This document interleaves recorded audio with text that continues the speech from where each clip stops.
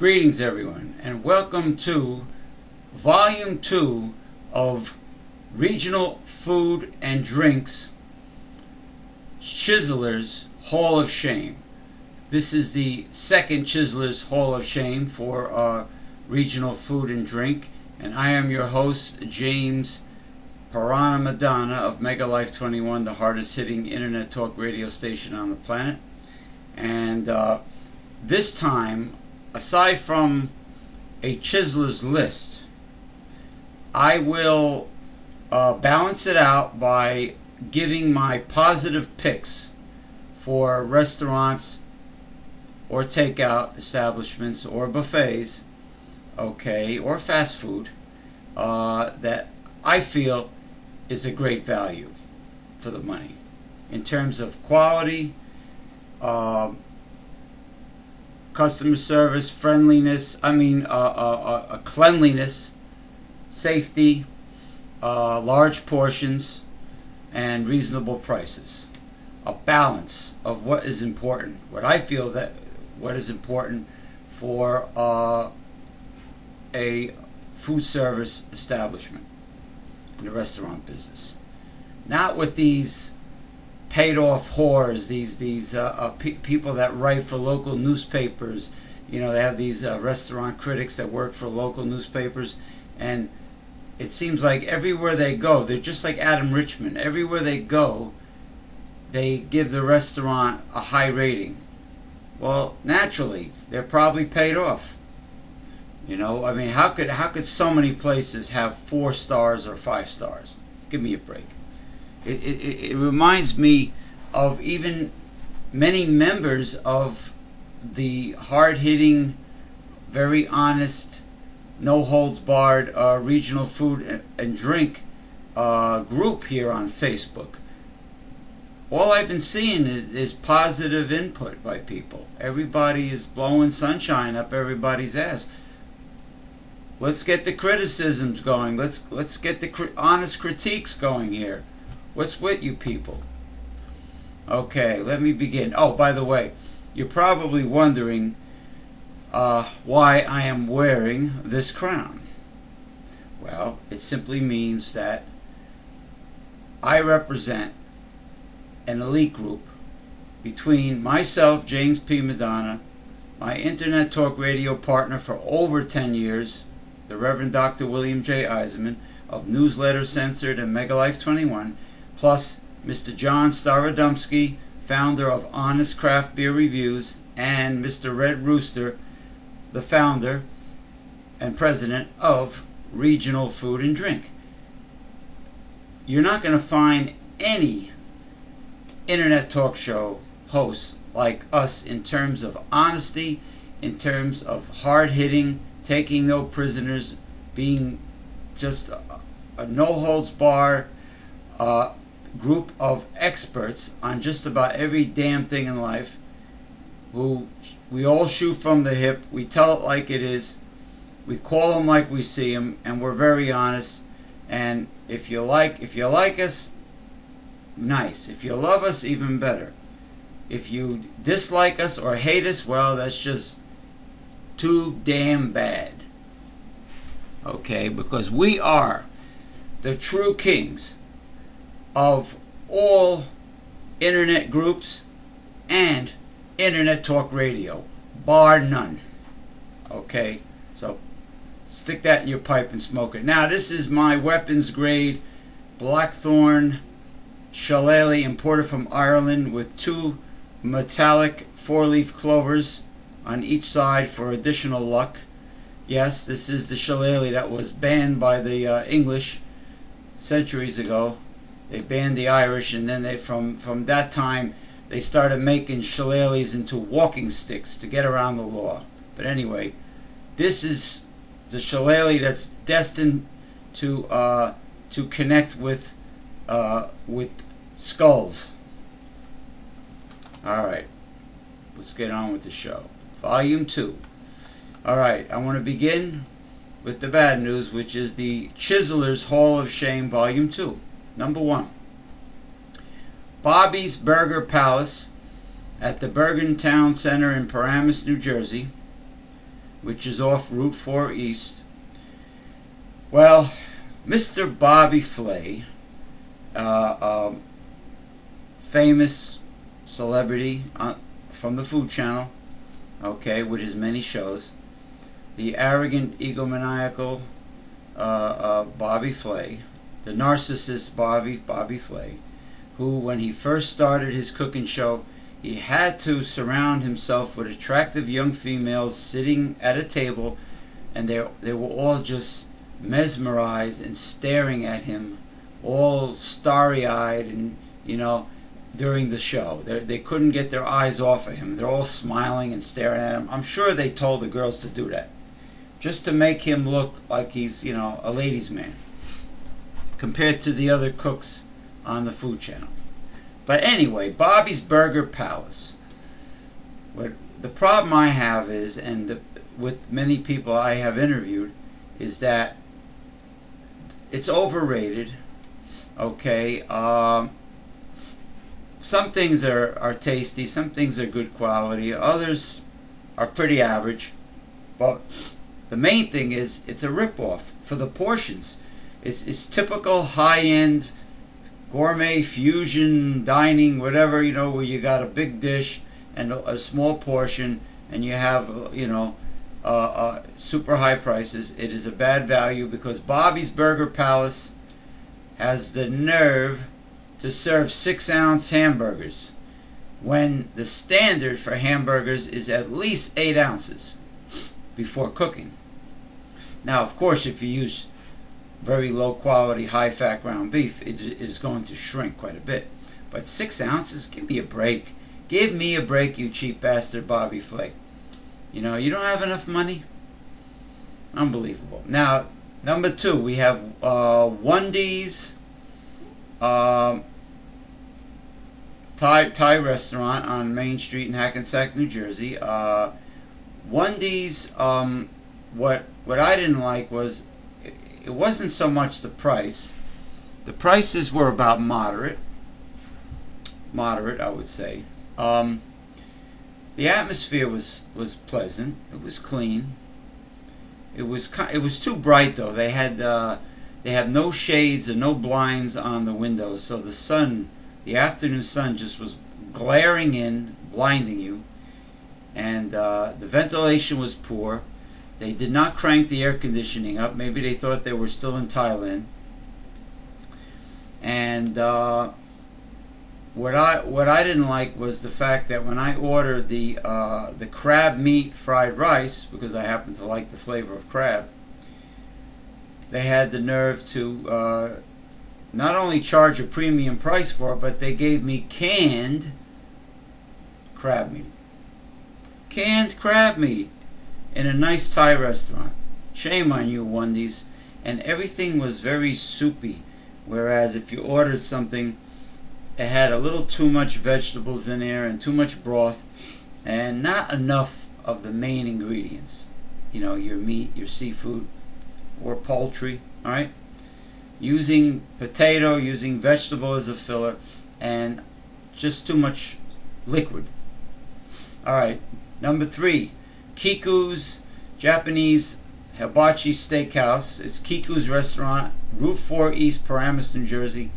Super high prices, and you pay for the acrobatics, like the old Benihana of Tokyo commercial, the guys flipping the knives up in the air and cutting everything up, and you're paying for the entertainment of him doing his thing. You have to sit with strangers, which is very uncomfortable, because a lot of the jabronis in my area don't talk to strangers. They keep to themselves here in snooty Bergen County. And the prices are real high, and you walk out starving. And man, I walked out in the mood for a big lasagna or something, or a pizza. I mean, there's hardly any food there, and the restaurant bill was quite high. Okay. Number 4, Macaroni Grill on Route 17 North in Ramsey, New Jersey. All hype, all atmosphere. They got some annoying fat broad walking around singing opera. going to every table, singing opera, like that's what people really want, you know. And the portions were very small, much smaller than Olive Garden, which incidentally I like. Okay, I'll mention that later. And even though people make fun of it, they still have decent quality, okay, and large portions compared to other Italian restaurants that people rave about, which are very cheap. They're chiselers. Macaroni Grill, you're a chiseler. You make people wait a little too long for their food. Your portions are small. Your prices are high. And I can care less about some girl, some fat lady singing at my table with her operatic voice. I want good food. I want plenty of it, and I want to get full. Okay, here we go. Number 5. Here we have Old San Juan Restaurant. Okay, Old San Juan Restaurant in on Route 46 West in Saddlebrook, New Jersey. Old San Juan, you can't miss it. It has the same design, the same colors, and the same font as the Old Spice commercial. The Old Spice cologne and aftershave. Yeah, it's Caribbean Latin food from Puerto Rico, as in Old San Juan. What they're doing is they're taking typical Caribbean Latin food, which is traditionally run by families, family-owned small restaurants or takeout establishments. It is traditionally very inexpensive food, very filling. The ingredients that go into Caribbean Latin food are not expensive. You know, when you're talking about the pork they use and the meats they use, chicken, yuca, which is cassava, very inexpensive, plantains. But the prices at Old San Juan was moderate to moderately high. Not cheap, not too expensive. But the problem I had was they were trying to go with the atmosphere like many of the Cuban places try to act European, try not to have a Caribbean Latin decor. You know, they try to class up the joint, and the portions were tasty but very small. I ordered the lechon with yuca in garlic sauce and plantains, platanos maduros, which is the ripened plantains, and what did I have? Gandules with rice. But anyway, the lechon, the pork, they gave me a tiny portion. Give me a break. What do they use? Pork shoulder? I mean, you know, they cook a very large pork shoulder, which is very cheap if you get it at the right place, and to make the lechon. So come on. Pork shoulder or pork butt? Well, pork shoulder I think is, yeah, the pernil. I think it's the pernil. But anyway, regardless, portions were tiny. All right, now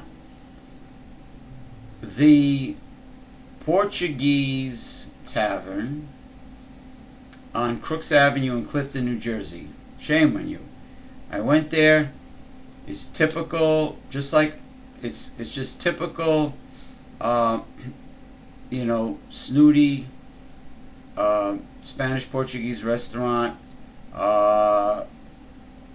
and you know the prices were very high and the portions were small.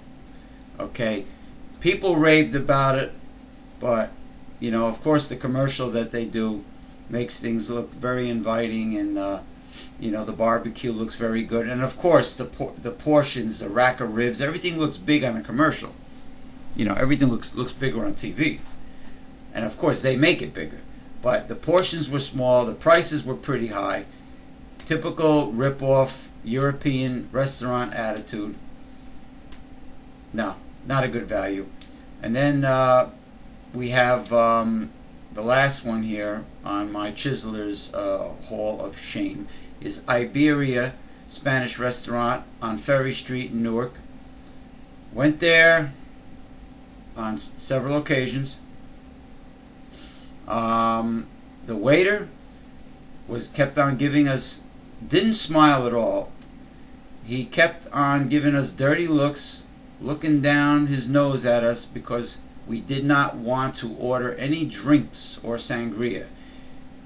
Guy had an attitude because we didn't want to order drinks, which I know, I'm not stupid. It really builds up the check. They want to maximize the check, so the waiter gets a bigger tip, a bigger propina. It only makes sense. So he's pissed because we didn't want to order drinks, which is a complete rip off in a restaurant nowadays anyway. I mean, the price of liquor is insane. You know, it's bullshit. It's a racket. And the government taxing liquor is bullshit in my opinion. I mean, families and people have been drinking alcoholic beverages, hopefully in moderation, for hundreds of thousands of years, you know. Or, well, not hundreds of thousands, I'm sorry. Thousands of years. Yeah, that would mean that cave people were fermenting alcoholic beverages. Yeah, I mean, since the beginning of time, I mean, they were fermenting something. So come on, give me a break. You know, $6 for a pint of domestic beer, $8 and up for a mixed drink, starting at $8. Come on. So anyway, he was pissed off, and of course, typical European, Spaniard, Portuguese restaurant prices. The bill was high, and the portions basically sucked. They were not that good. So now we're going to come to my positive picks. I want to start off by what I was talking about before. I do have some really great positive picks here, but let me see now. Oh, the Olive Garden on Route 3 West in Secaucus, New Jersey. There's a very long wait on the weekend because a lot of couples, young couples from Hudson County do go there. It's obviously very popular for a reason. The place is jam-packed, and the prices were reasonable, moderately reasonable. The portions were adequate. They were decent, and the flavor of the Italian food was good. Even though a lot of people make fun of it because it's a corporate chain. Usually I hate corporate chains, but I hate going to a privately owned, European type of restaurant, sometimes even more, because they are chiselers, they are greedy, they are cheap, they are skinflints. Their prices are insane, and they give you small portions. Next is of my positive picks is Kelly's Tavern at the Jersey Shore. It is, I believe, is Route 35 in Neptune, New Jersey. Kelly's Tavern is a great, fun, local place to be where all the local people hang out. The happy hour is second to none. Their prices are very low on alcoholic beverages, especially if you go during happy hour. I was there one time. It's near Belmar, actually. I was there one time with my brother, who has an auto body shop down there called Shore Collision. Look for him, Mr. Scott Dory, Shore Collision, and tell him Brother James sent you. And we were hanging out there several times, and the frozen margaritas were like $2 each, and they weren't cheap with the liquor. And had some pints of some beer, had some Bass Ale. I had some Yinling Lager, was very cheap during happy hour. And I ordered deep sea scallops, fried deep sea scallops, complete dinner. Very inexpensive, very very high quality seafood. They have a raw bar where you can get super jumbo shrimp with cocktail sauce, freshly made. You can get clams and oysters on a half shell, and the prices were very decent. It is a nice Irish pub menu, and it's a very fun place. It tends to get loud because it's so popular, but it's a fun place, and the value is excellent. Kelly's Tavern at the Jersey Shore. Now, the next one is the Dynasty Buffet. It's an international buffet owned by Asians. It is on Market Street in Saddlebrook, New Jersey. The Dynasty Buffet, it is not necessarily the lowest price buffet. It, as far as upscale high-end buffets go, it is moderately high in price, but the quality is outstanding. The quality and the flavor of the food is outstanding, and it is a very lovely, is a nice clean place, and the food is very good, and the buffet is good. You know, so I give it an overall high rating. And speaking of buffets, for a really great all-around value, if you are living on a tight excuse me, if you are living on a tight budget, a great value is a Lodi Buffet, which is on the corner of South Main Street and Hunter Street in Lodi, New Jersey. And for lunch, for like $8 or $9, you know, I mean, I think it was like $8.99 for lunch, I believe, at the time I went. And there was very nice jumbo shrimp, cooked to perfection, not overcooked, not dry or stringy. Shrimp cooked in Creole sauce. There was red snapper fillet, okay, fried calamari, fried flounder fillet, stuffed crab, like deviled crab, stuffed in the right in the crab shell, and a whole host of other things, all kinds of meat, Chinese food, Italian food, salad bar, fruit, fresh fruit, ice cream, tiramisu for dessert. The list goes on and on. A lot of great seafood at a very low price for lunch. Even the dinner is not that expensive, but for lunch it is very low price.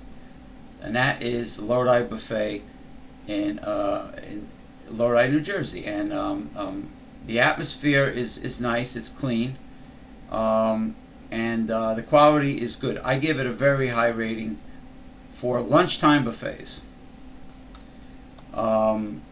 Another decent place is, I believe it's on Bergen Boulevard in it might be Richfield Park or Palisade Park, New Jersey. I think it's Richfield Park.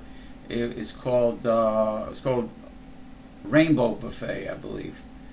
I'm not sure if it's still there, but the prices were low and the place was very busy, and it was very high turnover of the food. Fresh food always being replaced. A huge selection, very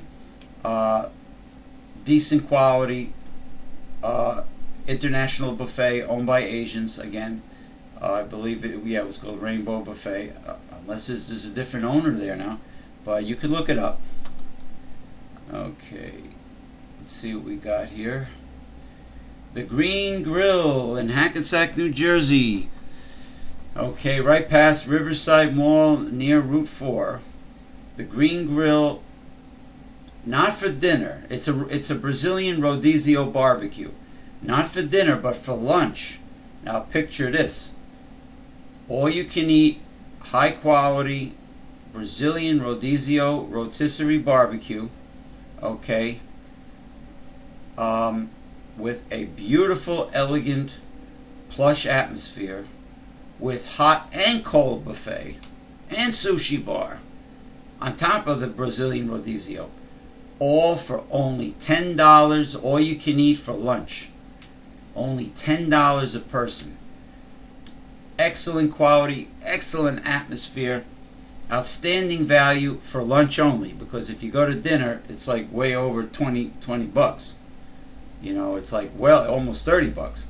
But, you know, of course they don't give you all the meat selection for lunch that they do for dinner, but there's a lot of good selections there. You know, it's really a great value. Next we have Minato's Japanese Seafood, a buffet in the Capri Hotel. Its address is 1 Valley Road, Little Ferry, New Jersey. It is, well, let's put it this way. If Makaido on Route 23 South in Wayne, New Jersey was still open, I would say that would be the best. But since they closed Makaido, it used to be right in back of Hooters. This is the second best Japanese seafood buffet I've ever been to, Minato's. If you go for lunch, it's not bad. I think it's like $12.95, something like that, $12.99. You know, yeah. I mean, it's not bad for what you get with all that seafood and all that selection. Delicious Japanese salads, cooked fish, sushi bar, sashimi, udon noodle soup, dessert table, everything for lunch. It's an outstanding value, outstanding quality. For dinner, it's pricey, but top of the line seafood, just like with Makaido 23 when they used to be open. So the second best Japanese seafood buffet is Minato's. Tandoori, the next one of my positive picks, so people don't bitch and moan that I'm always, you know, being negative. Tandoori Chef, which is 260 Main Street, Hackensack, New Jersey. It's an Indian restaurant. They have a very nice lunch buffet for like $8.99. Go there. The food tastes fantastic. Try the mango lassi drink, which I absolutely love. It's like a yogurt drink with mango puree. All right, the food is pretty good. They have a section where they have vegetarian Indian food. That's Tandoori Chef. All right. Another one that I highly rate, and it happens to be a big hangout for Brazilian people, and that is called Boi na Brasa at 1 Merchant Street, Newark, New Jersey. Right at the end, you know, go down Ferry Street. It's in the Ironbound section of Newark. Okay, not far from Penn Station, where the Brazilian and Portuguese people live. Boi na Brasa is a big Brazilian hangout. It is a very popular place among Brazilians. It is a Brazilian rodizio barbecue, outstanding salad bar and hot and cold buffet, outstanding quality Brazilian rotisserie. It's not cheap, but the quality is high. And the food is very tasty, and the atmosphere is very rustic, the way I like it. All that brick, you know, like a castle sort of. You know, it's not too bright. It's a very cozy atmosphere, and the Brazilians love it. But it is not cheap. But you will walk out stuffed on high quality Brazilian rodizio. Probably the best in New Jersey that I know of, honestly, as far as the Brazilian rodizio. You know, if money's no object and you want to splurge, take your significant other or your family to Boi na Brasa. The parking is tough. The parking lot is very small. You're going to have to drive up and down the side streets to get a spot, but great place. The next one happens to be, as far, not buffets, but as far as a sit-down Japanese restaurant goes, with very fresh sushi and sashimi and hot prepared Japanese food. For the money, it is the lowest priced, high quality, high value Japanese restaurant that I have ever been to in my life. It is Mayoshi's on Mercer Street in Hackensack, New Jersey. It is a small, like, family-owned type of restaurant. A cozy, comfortable atmosphere. Nice, clean place. It's nice. It's not classy. It's not elegant, but it's very cozy. It's longer than it is wide. You know, you might look at it and say, "Oh, well, what is this hole in the wall?" Actually, it's not. It's a very nice, cozy place. It is very long, the dining area. It's just not very wide, and the people there are nice. think it's the best quality for the low prices that they have, that I've ever seen in my life with Japanese food. Myoshi's. I highly recommend it. Okay, now, if you're on a budget and you like a lot of different ethnic foods in your international buffet, you know, foods, not high-end, but foods that, you know, popular comfort foods that are multi-ethnic, that, you know, that are not particularly high-end. It is not high-priced at all, but the quality is very good for the money. You can go to the Century Buffet on Main Avenue in Clifton, New Jersey. It is not far from Route 3. It's near Route 3. If you're taking Route 3 west from the Lincoln Tunnel, just get off at the Main Avenue exit, make a right on Main Avenue, and it's right there on the corner. Century Buffet. They have a lot of fish, you know, cooked in the bone, shellfish, you know, like crab and things like that. They have a barbecue section where there's a lot of things cooked in the shell or with the bone. Like I said, a very old world, multi-ethnic, common folk food, you know, traditional food, where a lot of things are cooked with the shell and in the bone, you know. But a lot of people feel that the meat is tastier when it's cooked with the bone, or the fish is tastier when it's cooked with the center bone still in there. But anyway, they have flan, they have Latin food, they have Chinese food. It's mostly Latin and Asian. And they have a lot of seafood, and they have a big tray of fresh flan pudding with the caramel on top. The first time I've ever seen that in a buffet. So that is Century Buffet. Okay, next is the Brazilian Grill in the Ironbound section of Newark, New Jersey. It is on a side street off of Ferry Street. Brazilian Grill. A very lively, fun place. Very exotic, tropical atmosphere, very large place to eat. Kind of dark. Yeah, it's easy on the eyes. If you want to call it romantic atmosphere, yeah, I would say that. But the quality is great. The price is a little high, but the quality is great, and it is an all-you-can-eat situation. All right, it's the Brazilian Grill. And then we have Segovia, which is the oldest Spanish-Portuguese restaurant in the state of New Jersey. Segovia on Moonachie Road in Moonachie, New Jersey. It's capital Segovia, Segovia. And the portions are big. The quality is high. The paella is second to none. It's just about the best paella I ever had in my life. I think it was I ordered the seafood paella. I don't like mixing seafood with meat, so yeah, I ordered the seafood paella. But anyway, prices are typical European, a little on the high side, but the quality is excellent and the portions were big. So I give it a good rating. The oldest Spanish restaurant in New Jersey, Segovia. All right, in Moonachie, New Jersey. Now that's Moonachie. It's almost looks like Moonachie, but it's Moonachie.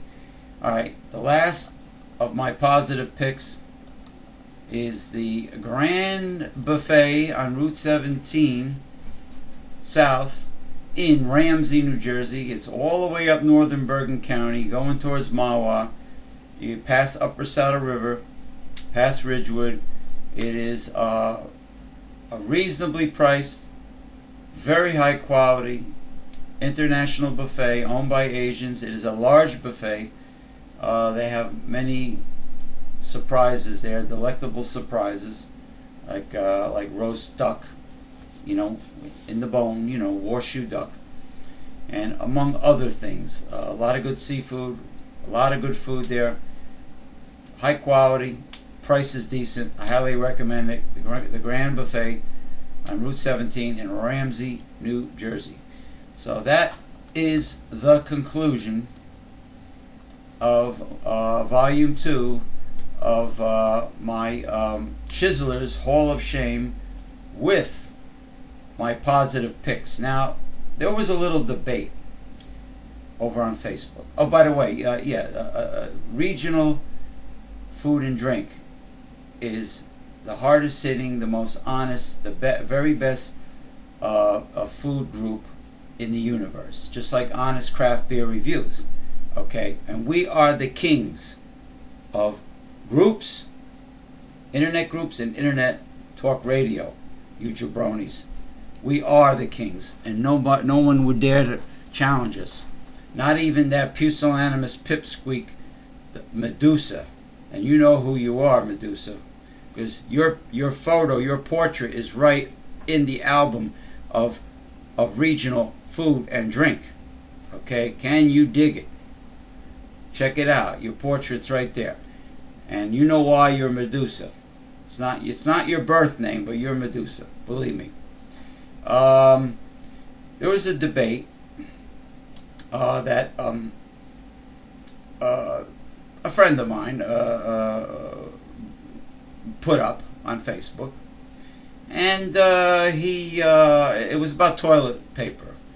Some people, I notice, have a tendency, a lot of women do this, but they have a tendency to put the roll of toilet paper underhanded, with the end of the roll of toilet paper being under and on the bottom. And I insist that it's a lot faster to find the end of the toilet paper when you're sitting on the porcelain throne if you do it overhanded with the end on top, because you just hit the roll, it spins, and then it, right away the end is visible with no problem, and it's much easier to grab the end. Well, the people, predominantly ladies and a couple gentlemen, insist that it should be underhanded. You check it out for yourself. Do the experiment. Put the roll both ways, and I guarantee you it's a lot faster and easier to find the end of the toilet paper when the toilet paper is on top. The end is overhanded, flapping down like this. And if anybody tells you otherwise, they're wrong. They're full of shit.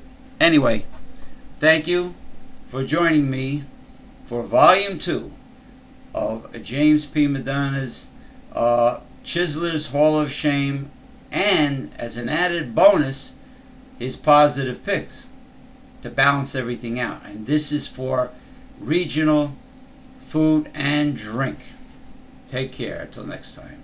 From the king of Internet Talk Radio and groups.